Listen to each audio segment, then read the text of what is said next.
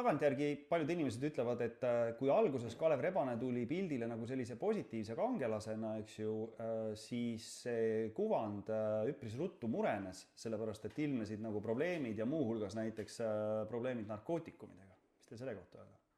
No ausalt öeldes ma ei nimetaks, et nüüd kanepi kuskil suitsetamine, kuskil surfilaagris oleks olnud mingisugune nüüd tohutu probleem. Ma ei tea, kas sina ise oled seda teinud.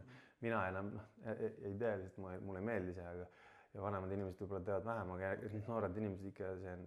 Vanadest asjadest las need nüüd jääda, aga küsin siis otse, aga kuidas tänapäeval meelemürkidega lood on? Ei, absoluutselt, isegi ma ei joo enam.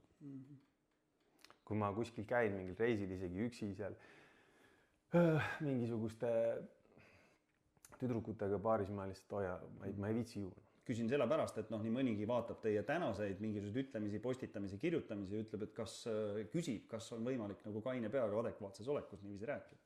Et sellest see meelemürkide küsimus. Mina vaatan kogu seda Eesti rahvast ja mõtlen, et kuidas see võimalik on, et inimesed on täiesti ilma munadeta mehed, kes on täiesti argpükslikud, kui nende kõrval pekstakse, sõidetakse tankidega üle väikestest lastest.